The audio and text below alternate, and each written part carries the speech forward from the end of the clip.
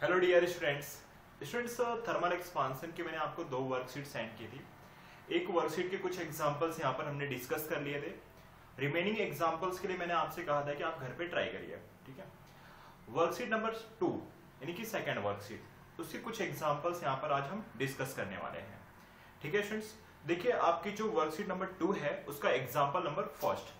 ठीक है, चलिए स्टूडेंट्स, तो आप सबसे पहले तो रीड करिए आपका जो एग्जांपल नंबर फर्स्ट है। वहां पर आपसे ये कहा गया, when a rod is a heated from 25 degree Celsius to 75 degree Celsius. एक रॉड है जिसका इनिशियल टेम्परेचर है 25 degree Celsius and final temperature है 75 डिग्री सेल्सियस, और जो आप इस टेम्परेचर रेंज में आप उसको हीट देते हो तो वहां पर होने वाला एक्सपांसन है 1 mm। ये स्टूडेंट्स आपका फर्स्ट केस था। सेकेंड केस में आपसे ये कहा जा रहा है कि सेम मटेरियल है but with 4 times the length is heated from the 25। अच्छा, ये आप लिख लीजिए सबसे पहले तो ये फर्स्ट केस है, फर्स्ट केस। सेकेंड केस में स्टूडेंट्स अगर सपोज कर लो यहां पर L1 इक्वल टू L था, तो सेकेंड केस में आपसे कहा जा रहा है कि जो लेंथ है ना, यानी कि लेंथ, सेकेंड केस की लेंथ, ये फर्स्ट केस की लेंथ थी, ये सेकेंड केस की लेंथ है, वो 4L हो गई है। और इस बार जो टेम्परेचर डिफरेंस है यानी कि T1 डैश वो 25 डिग्री सेल्सियस है और T2 डैश वो 50 डिग्री सेल्सियस है, और आपसे पूछा गया है कि डेल्टा L डैश क्या होने वाला है। ठीक है, ये सारे डेटा स्टूडेंट सेकेंड केस के हैं। दोनों ही केस में अगर रॉड सेम मटेरियल का है, सेम मटेरियल, अगर आपका रॉड सेम मटेरियल का है स्टूडेंट्स, दैट मींस कि उनका जो अल्फा होगा वो कांस्टेंट होगा, है ना। अल्फा क्या होगा स्टूडेंट्स? कांस्टेंट होगा, और आपको delta L dash find out करना है स्टूडेंट्स। चलिए, तो फर्स्ट केस के अकॉर्डिंग जाएंगे सॉल्यूशन। ये तो अभी तक गिवन डेटा थे। अकॉर्डिंग टू फर्स्ट केस, ठीक है, फर्स्ट केस के अकॉर्डिंग स्टूडेंट्स आपको एक फॉर्मूला तो पता होगा यहां पे, L2 L1 1 plus alpha delta T. Delta T मतलब चेंज इन टेम्परेचर। इस तरीके से देखो स्टूडेंट्स, एक मिनट, इसको आप L2 डैश कर दो या L1 डैश कर दो, ये ज्यादा बेटर रहेगा। L1 डैश, और ये L1 हो गया। फर्स्ट केस की फाइनल लेंथ, फर्स्ट केस की इनिशियल लेंथ। ठीक है, अब यहां पर आप देखिए ध्यान से, आप इस तरीके से भी लिख सकते हैं L2 minus L1 equal to L1 delta T multiply alpha. L1 को आप अंदर मल्टीप्लाई कर दीजिए और ये वाला L1 इधर आ जाएगा। इसको आप क्या लिखेंगे students? Change in length. L1 के प्लेस पर आप L लिख लीजिए, alpha delta T. Value put up करते हैं स्टूडेंट्स। यहां पर डेल्टा L की वैल्यू है 1 mm, ठीक है, और L को आप L ही रहने दो, अल्फा कर लीजिए, और चेंज इन टेम्परेचर यानी कि 75 degree Celsius minus 25 degree Celsius 50 आ जाएगा, 50 डिग्री सेल्सियस। तो L into alpha equal to होगा 1 mm अपॉन 50 डिग्री सेल्सियस। ये डेटा आपको मिले हैं फर्स्ट केस से। इसी तरीके से अगर आप सेकेंड केस के लिए करिए, सेकेंड केस के लिए, ठीक है ना, सेकेंड केस में, सेकेंड केस में स्टूडेंट्स लिखेंगे चेंज इन लेंथ यानी कि डेल्टा एल डैश, ये वाला 4 टाइम्स ऑफ लेंथ है। आपको पता है कि इस केस में जो L1 डैश है वो सेम ये फॉर्मूला, ये फर्स्ट केस के लिए फॉर्मूला था। ठीक है, अब हम वही सेकेंड केस के लिए लिखेंगे, alpha delta T dash, L dash 4 alpha L alpha, और डेल्टा टी डैश यानी कि स्टूडेंट्स इन दोनों के बीच का टेम्परेचर डिफरेंस वो कितना आएगा? 25 डिग्री सेल्सियस। 25 देता हूं स्टूडेंट्स। L इंटू अल्फा कितना मिला? L इंटू अल्फा आपको मिला है स्टूडेंट्स यहां पर 1 mm अपॉन 50 मल्टीप्लाई 25, ये भी डिग्री सेल्सियस है, ये भी डिग्री सेल्सियस है, डिग्री सेल्सियस से डिग्री सेल्सियस कैंसल आउट हो जाएगा।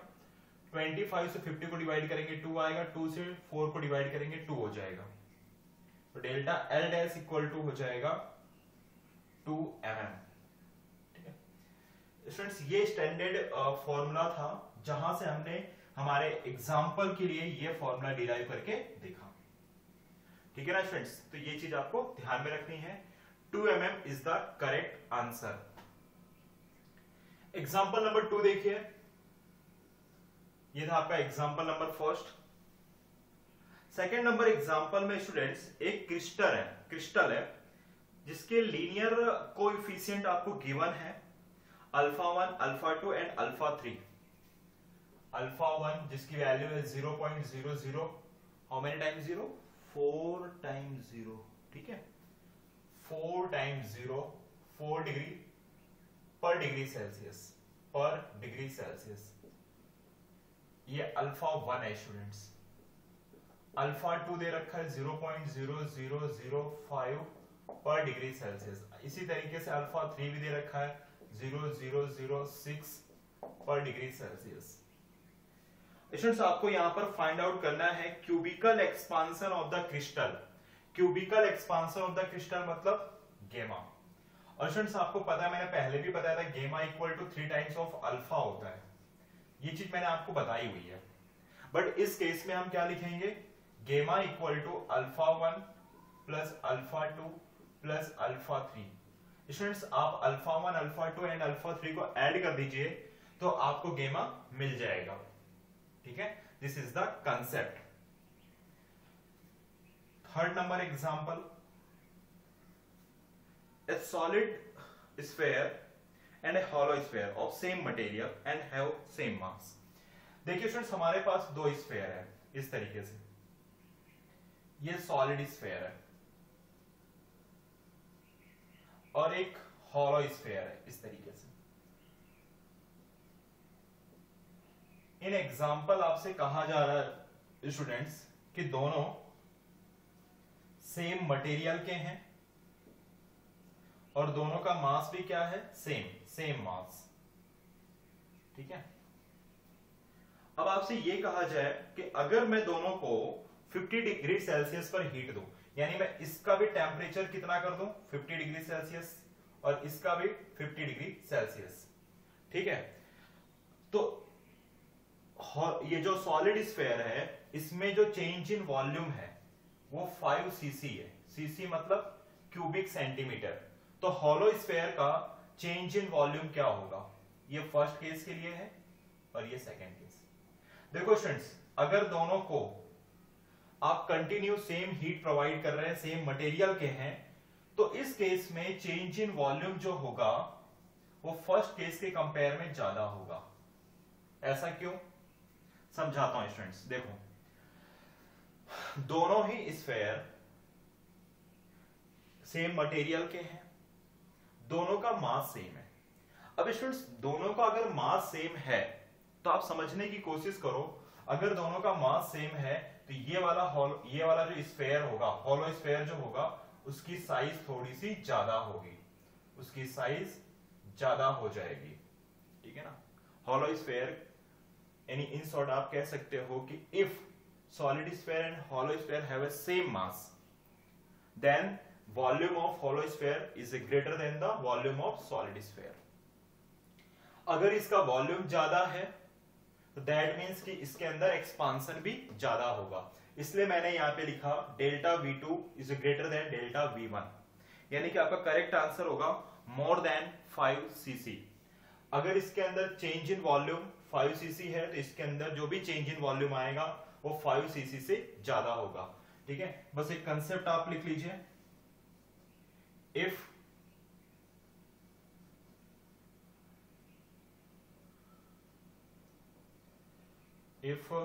solid sphere and hollow sphere have same mass,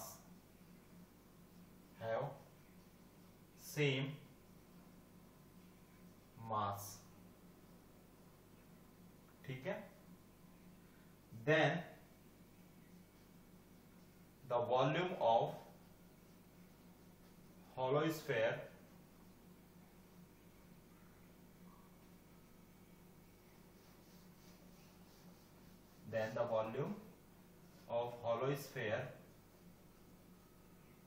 is greater than solid sphere. This is the concept. Okay तो प्लीज स्टूडेंट्स आप इन एग्जांपल्स को नोट करिए, फिर आगे हम कंटिन्यू करेंगे.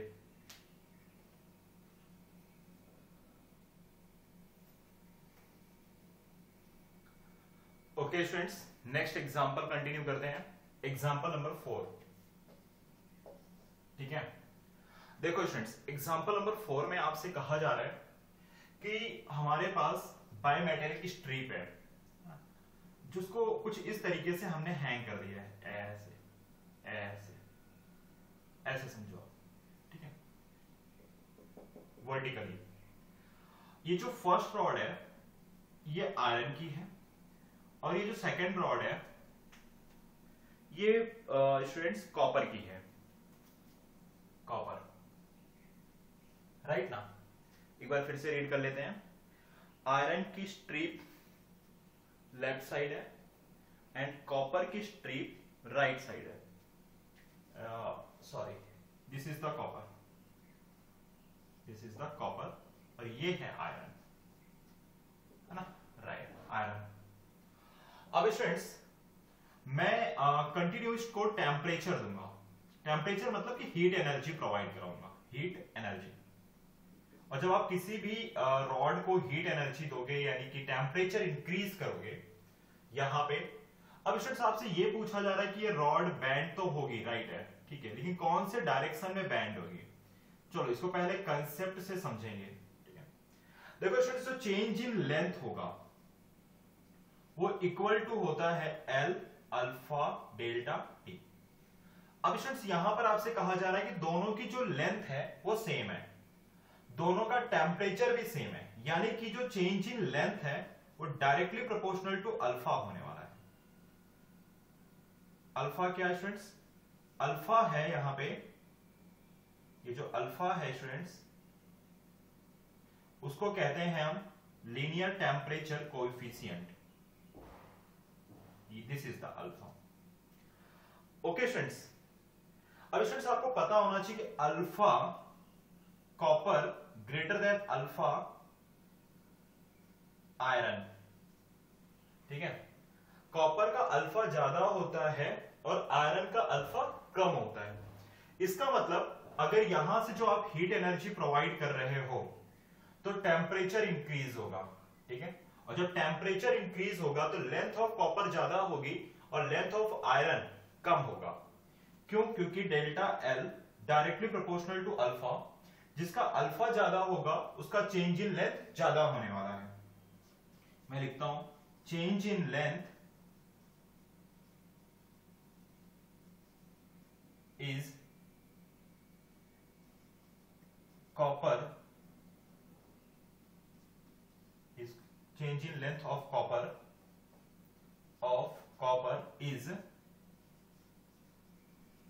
greater than the iron,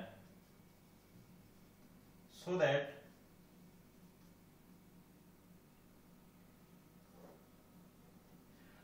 क्या होगा, जब कॉपर की लेंथ ज्यादा हो जाएगी आयरन की लेंथ कम हो जाएगी तो रॉड ना कुछ इस तरीके से हो जाएगा, ऐसे.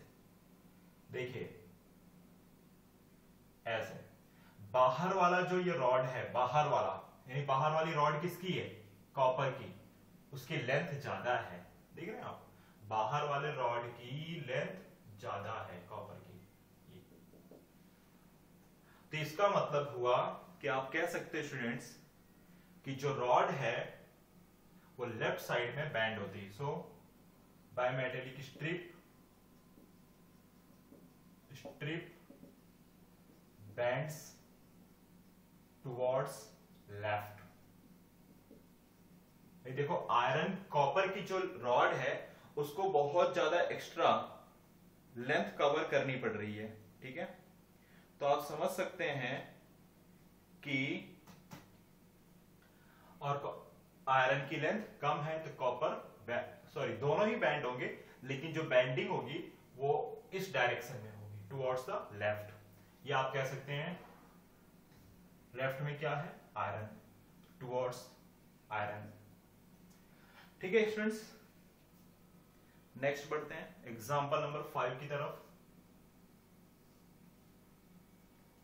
Example number 5, a wire of length 60 centimetre, ठीक है, is bent into a circle with a gap of 1 centimeter, ठीक है, on hitting it by 100 degree Celsius the length of gap increase to 1.02 centimeter, alpha of material।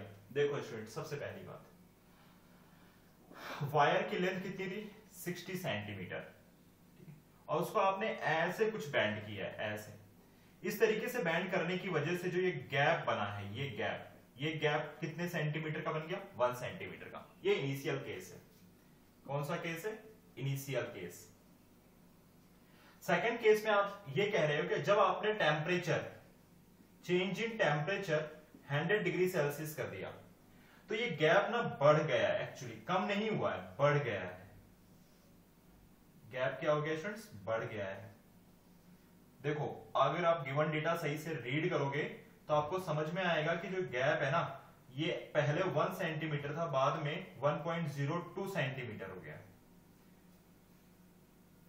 समझ में आ रही बात है students? That means कि गैप क्या हो रहा है, गैप ना इंक्रीज हो रहा है। तो आप थोड़ा सा दिमाग लगाइए। Change in length in 1 centimeter is 0.02 centimetre. समझ में आ रही बात स्टूडेंट्स? अगर आप चेंज इन लेंथ निकालेंगे 1 सेंटीमीटर के लिए तो आपको क्या मिलेगा, देखो मैं यहां पे निकाल के बताता हूं आपको। चेंज इन लेंथ 1 सेंटीमीटर के अकॉर्डिंग तो 1.02 माइनस 1 यानी कि 0.02 सेंटीमीटर। तो change in length in 1 centimetre is 0.02 centimetre. तो इसी तरीके से आपको फाइंड आउट करना है change in length in 60 centimetre is, तो 1 सेंटीमीटर में कितना चेंजेस आया स्टूडेंट्स, 0.02 सेंटीमीटर। तो 60 सेंटीमीटर में कितना चेंज आएगा, 1.2 सेंटीमीटर, है ना। मतलब कैसे किया आपने, 0.02 मल्टीप्लाई 60 इक्वल टू 1.2 सेंटीमीटर। अब स्टूडेंट्स आपको अल्फा फाइंड आउट करना है। तो स्टूडेंट्स आपको पता है कि डेल्टा एल इक्वल टू होगा L alpha delta T. Delta L की वैल्यू आ गई है 1.2 सेंटीमीटर, एल कितना था 60 सेंटीमीटर। अल्फा आपको फाइंड आउट करना है, अल्फा आपको फाइंड आउट करना है, चेंज इन टेम्परेचर 100 है, ठीक है।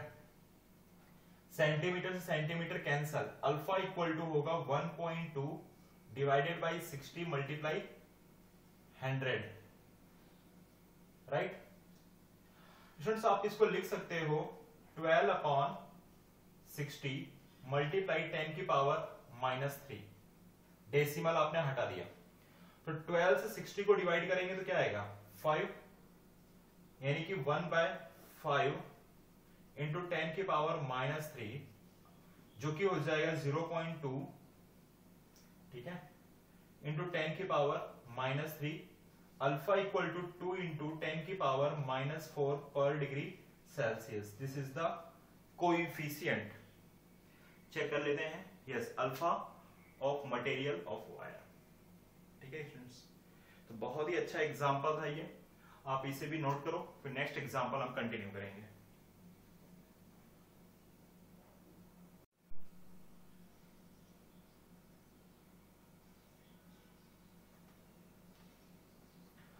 Okay students, example number 6 continue करते हैं।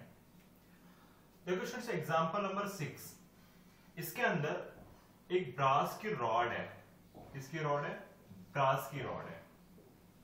और इसकी लेंथ को मेजरमेंट करने के लिए मैंने जो स्केल यूज की है ना, वो स्केल स्टील की है। किसकी है, स्टील की।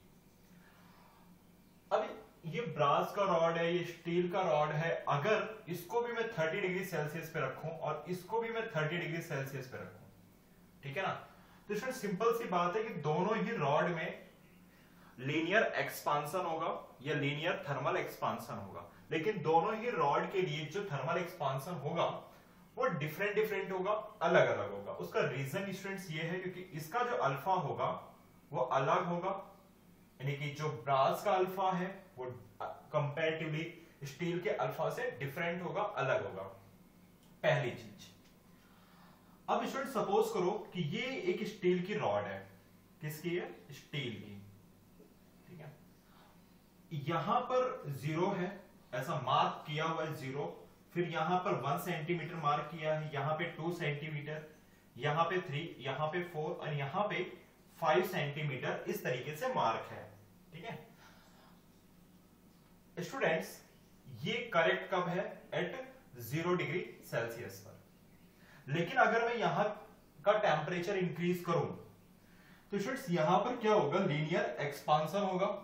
आपको पता है delta L directly proportional to alpha L delta T.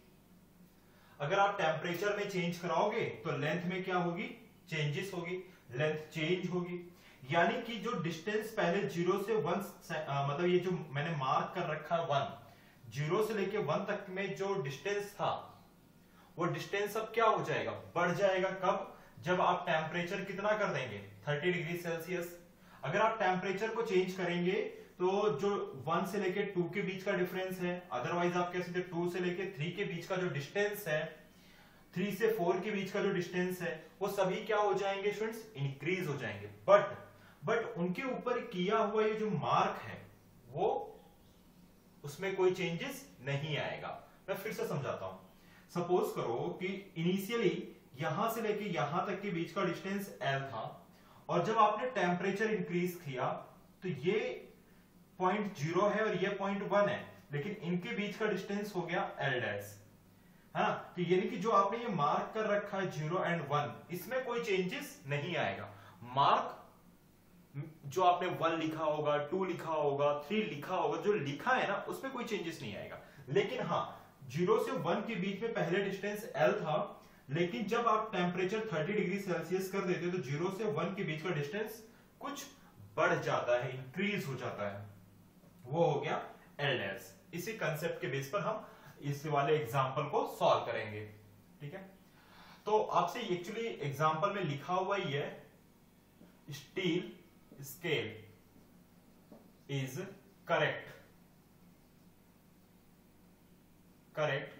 at 0 degree Celsius, right ना।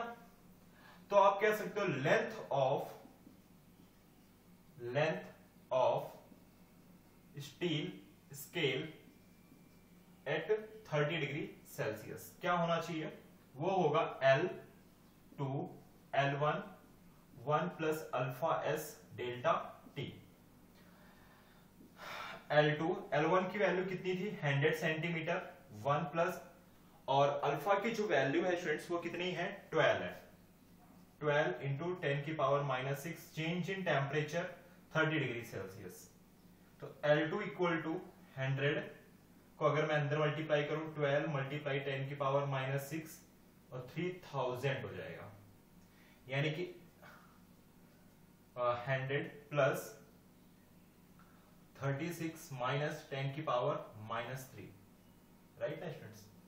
अगर मैं इन्हें ऐड कर दूं तो ये हो जाएगा 100 प्लस 0.036, और जो फाइनल लेंथ मिलेगी वो होगी 100.036 सेंटीमीटर, करेक्ट। तो ये जो लेंथ है ना, ये लेंथ कहां पर मिली है, ये स्टील की लेंथ है 30 डिग्री सेल्सियस पर। तो ब्रास रॉड की भी यही लेंथ होगी, कब, 30 डिग्री सेल्सियस पर, क्योंकि आपने स्टील स्केल की हेल्प से ब्रास रॉड को मेजरमेंट किया है। ब्रास रॉड तो वैसे ही रखी है, लेकिन ब्रास रॉड की हेल्प से, सॉरी, स्टील रॉड की हेल्प से आपने ब्रास रॉड को मेजरमेंट किया, और वहां पर आपको जो डेटा मिला था वो 100 सेंटीमीटर मिला था, ठीक है। लेकिन एक्चुअली कितना था, एक्चुअली था वो 100.036 सेंटीमीटर। ठीक है, तो यहां पे मैं लिखता हूं length of brass rod is 100.036 centimeter at 30 degree Celsius, so that actual length of brass held as at 0 degree Celsius। तो फॉर्मूला लिखिए 100.036 equal to L dash 1 plus alpha B change in temperature. Alpha B की value कितनी है students? 19 into 10 की power -6, तो 100.036 L dash 1 plus 19 into 10 की power -6, change in temperature है 30 degree Celsius. Okay students, तो चलिए इसको सॉल्व करते हैं।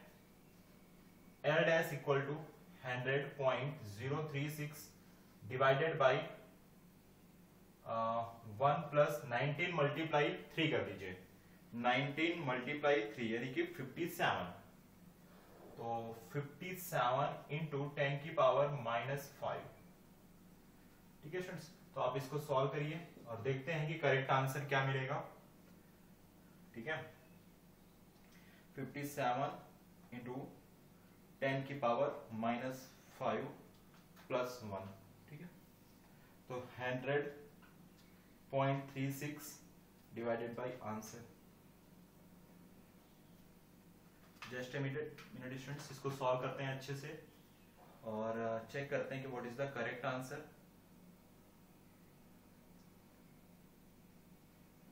(36) 1.0057। ठीक है, स्टूडेंट्स देखिए 979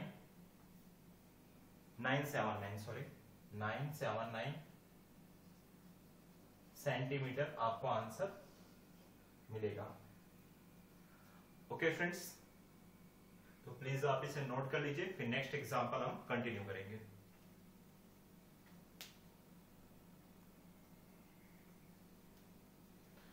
ओके फ्रेंड्स, एग्जांपल नंबर 7।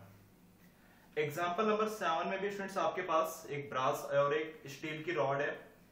दोनों को अगर आप 0 डिग्री सेल्सियस पर मेजरमेंट करते हो तो आपको जो लेंथ मिली है यानी कि एल बी और L S.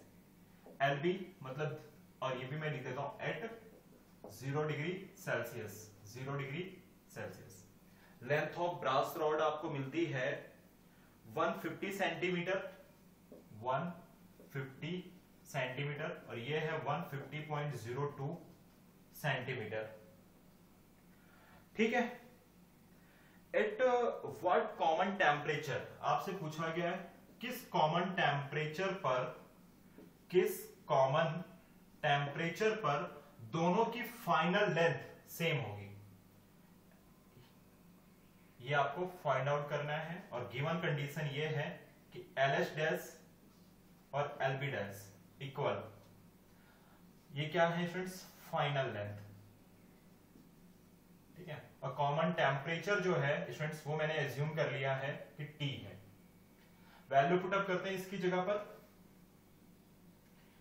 L S 1 plus alpha S change in temperature, ठीक है, equal to L B 1 plus alpha B change in temperature. L S की वैल्यू कितनी है स्टूडेंट्स? 150.02। 1 प्लस अल्फा एस की वैल्यू कितनी है? 12 इंटू 10 की पावर -6 इंटू टी, है ना। चेंज इन टेम्परेचर मतलब आपको पता चल चुका है, T minus 0 equal to T. Clear है? इसी तरीके से 150 सेंटीमीटर तो ऐसे स्टूडेंट्स कैंसिल हो जाएगा। 1 प्लस 18 इंटू 10 की पावर -6 इंटू टी, राइट। अब ये वाला जो स्टेप है ना, इसी को आप सॉल्व करना है आपको, और फिर फाइनली करेक्ट आंसर आपको मिल जाएगा।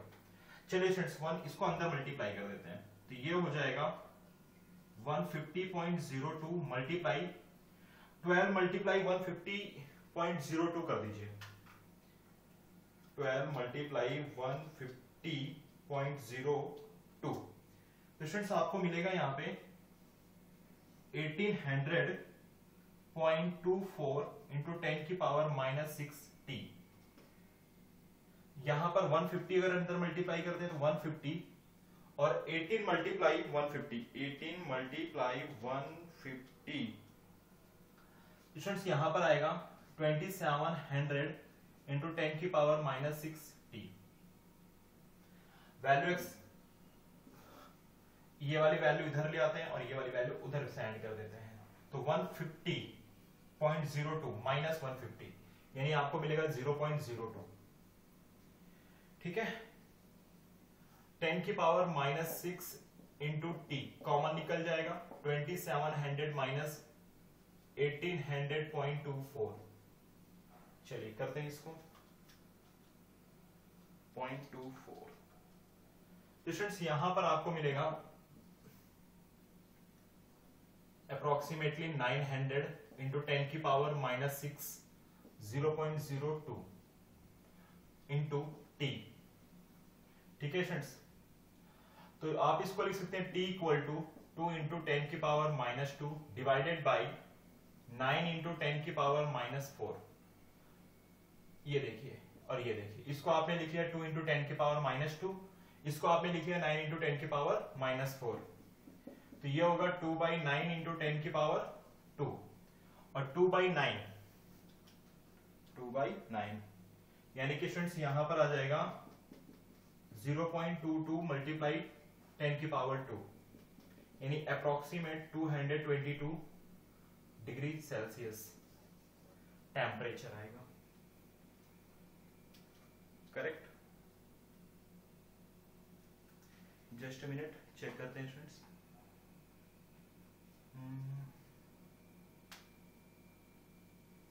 Yes, this is the common temperature. Just a minute, एक बार और क्रॉस चेक करते हैं। 10 की पावर -6, सॉरी -6 है या -5 है, please let me check.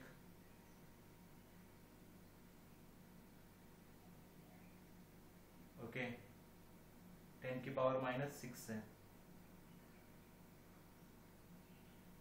Okay students, तो this is the correct answer, so please आप इसको अच्छे से चेक कर लीजिए। ठीक है, ओके फ्रेंड्स।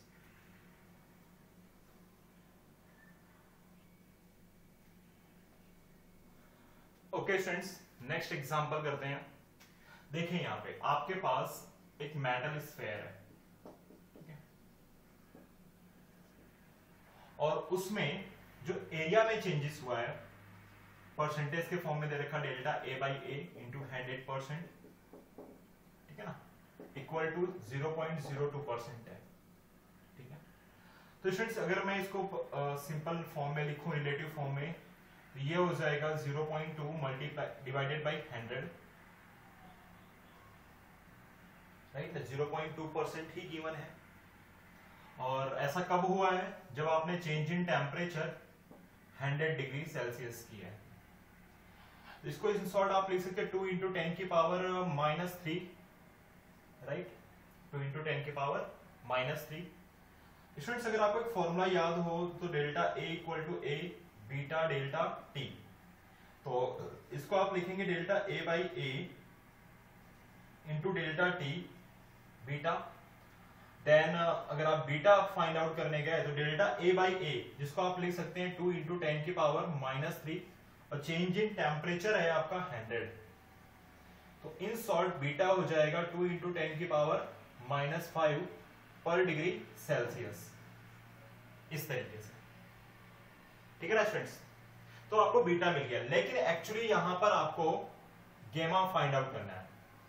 देखो स्टूडेंट्स, गेमा इक्वल टू क्या होता है? गेमा इक्वल टू होता है 3 अल्फा, और बीटा इक्वल टू होता है 2 अल्फा। ठीक है, तो स्टूडेंट्स अल्फा इक्वल टू हो जाएगा बीटा बाई 2, तो गेमा इक्वल टू हो जाएगा 3/2 बीटा, गेमा इक्वल टू 3, बीटा की वैल्यू हो गई 2 × 10 की पावर -5 डिवाइडेड बाई 2, तो 2 से 2 कैंसल आउट, गेमा इक्वल टू हो जाएगा 3 × 10 की पावर -5 पर डिग्री सेल्सियस। तो हमने यहां पर क्यूबिकल एक्सपांसन या आप कह सकते हो वॉल्यूमेट्रिक एक्सपांसन हमने फाइंड आउट कर लिया है एग्जांपल नंबर 8 में।